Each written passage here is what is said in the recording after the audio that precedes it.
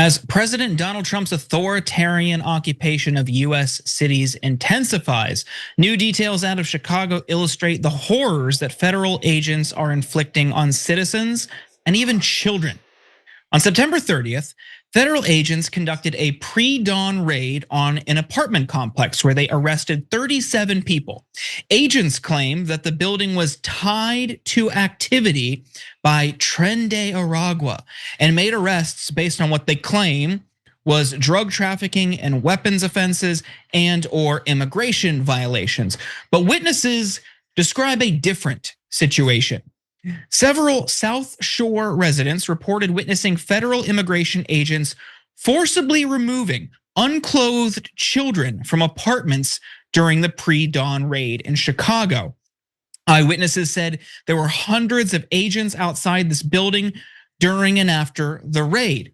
Ebony Sweets Watson, who lives across the street from the building, told WBEZ Chicago that she saw federal agents dragging residents, including children, out of the building without clothes and loading them into U-Haul vans. She said the children were separated from their mothers. She told the news station it was heartbreaking to watch. Even if you're not a mother, seeing kids coming out buck naked and taken from their mothers, it was horrible. Stuff was everywhere. You could see people's birth certificates and papers thrown all over. Water was leaking into the hallway. It was wicked crazy. Now, this is all part of a blitz. Sorry, this is all part of what the Trump administration calls Operation Midway Blitz. And they boast they have arrested over 800 people already. Cenk, what do you make of this development? Why can't the kids put on clothes? You don't have a minute for them to put on clothes? Or is it the humiliation that you're going for? So this is why this is not popular policies. He said that he was gonna go after undocumented criminals. And when he did that, he was actually popular. We're a fair show. We explained that, we showed the polling. This is not popular because this is cruelty. And you're assuming that the American people are cruel, and I think you're wrong. Senator Turner, what do you think? Yeah, no, it's sick. A dear friend of mine called me today and he's just so distraught about this whole thing, talking to people who actually live in the apartment building. This is happening on the south side of Chicago, an area that already needs a lot of help and more love, and certainly do not need this. And to treat other people's children this way, I mean, we claim to be a Christian nation. Granted, we don't have a national religion. There's certainly nothing Christian about this, or at least when I ask the question, what would the real Jesus do? Not that other Jesus. But what would the real Jesus do? It certainly would not do this. Declaring war basically on our American cities, and every single American should abhor what is happening in Chicago and what could happen in other cities. And then also, yes, American citizens are getting wrapped up in this. They shouldn't be treating undocumented resident citizens like this. And especially American citizens are being subjected to this. This is not right. And this is gonna backfire on the Trump administration eventually. Yeah, I'm just appalled. I never thought we would get to this point where we have a federal occupation of US cities, and you're seeing the language and the rhetoric from the Trump administration intensify over the past couple of days. They've said, Nick Turks of The Intercept has done tremendous reporting on this front and drawing the lines between these attacks on Venezuelan ships and the justification there, with legal experts warning, whoa, that same justification could be used domestically if they wanted.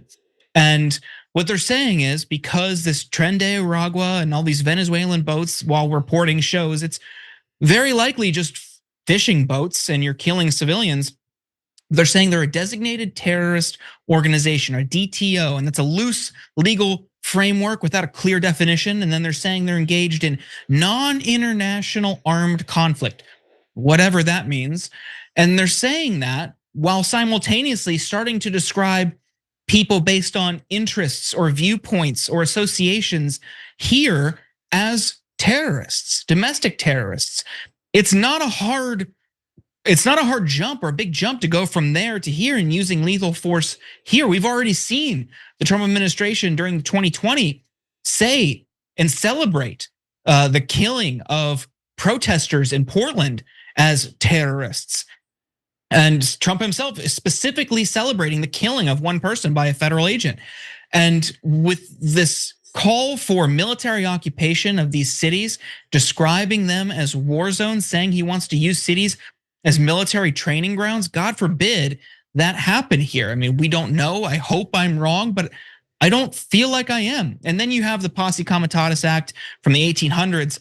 I made this prediction on my podcast last night, and I hope I'm wrong, but I don't think I will be. By the end of the year, I think we'll see Republicans try to repeal that. And we have a system where there is no federal prohibition of military being used for domestic law enforcement in the United States. Cenk, what do you make of that? Yeah, two things about that. So first of all, okay, you want to go after crime? I think that's a smart political strategy. So you want to bring in federal law enforcement? You actually can. That's not an abnormal thing at all. There's DEA, there's ATF, there's so many different departments that you could marshal to help local law enforcement. And in fact, local law enforcement often asks for help from the federal government. When you bring in the military, you're not trying to help. The military legally cannot do law enforcement in America anyway. So unless they're going to brazenly break the law, it's kind of pointless, other than to say, I could bring the military into the streets at any time. And you see how much power I have. And if you defy us, you're gonna be in trouble with the military. So you see, that's a different thing, guys. Our military is trained to fight the enemy. They are not a police force. So when you say I'm going to have the military use American cities as training grounds, what you're saying is the American people are the enemy, and we're going to train as if you guys are our enemy. That doesn't help us. If you wanted to help us, you could send in more law enforcement. You're not sending in law enforcement. This is to get us ready for martial law. In the last story that we did, we had a Larry Ellison, who's an enormous supporter of Israel, bragging about how they could track every citizen now. They're gonna be listening and recording everything you do.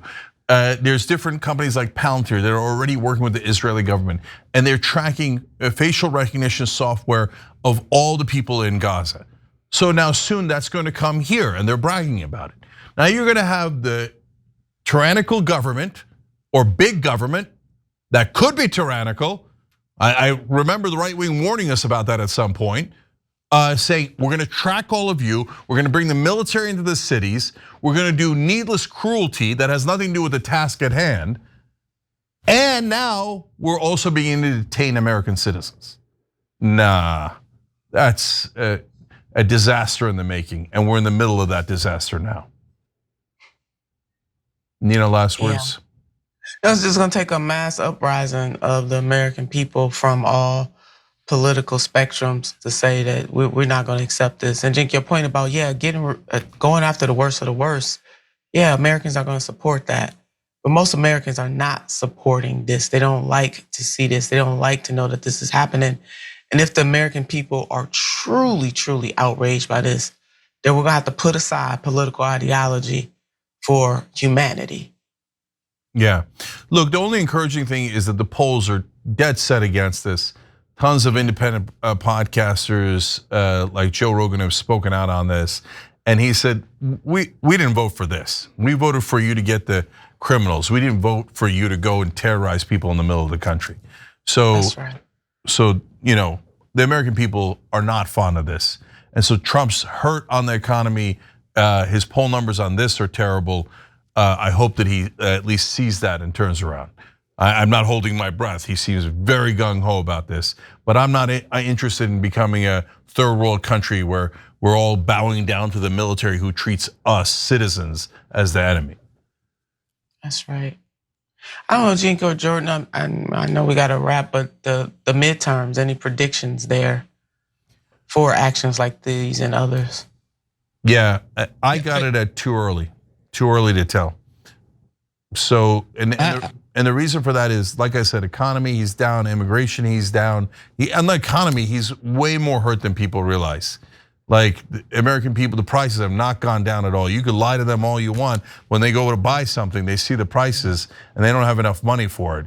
So, but on the other hand, the Democrats have not covered themselves in glory. So Trump is still winning on a couple of other issues, including crime, and they're not anywhere near to knocking him out politically. So it's right now, it's too hard to tell. Jordan, what do you think? I mean, I'm increasingly worried by this mid-decade partisan gerrymandering effort that Republicans are undertaking in other states. And of course, we have Prop 50 in California, where we can vote for a temporary redistricting to counter what Texas is doing, but other red states are following suit. And you don't see the same sense of urgency or commitment from Democrats in Illinois and Maryland, which would be two other states that could help counter this wave that we might see in other red states. On top of that, these federal occupations of cities, what's to stop them from showing up at polling places, intimidating people, or suppressing turnout just by their presence? I think what we might see is this total collective effort through gerrymandering and intimidating potential voters just to still rig it for Trump, despite these things that are hindering him in the polls. Those polls won't matter if they're just redrawing districts to gerrymander out blue districts, Democratic seats, and intimidate people from even showing up. Yep. Oh my God. The Dems, the neoliberal Dems are to blame for all of this. They are. No, I totally agree with you. Look, that's why I started Rebellion PAC. So if you can, guys, support rebellionpac.com. Those are economic populists: Ro Khanna, Randy Bryce, Richard Ojeda. We got a couple of, hopefully, some Senate candidates coming out soon.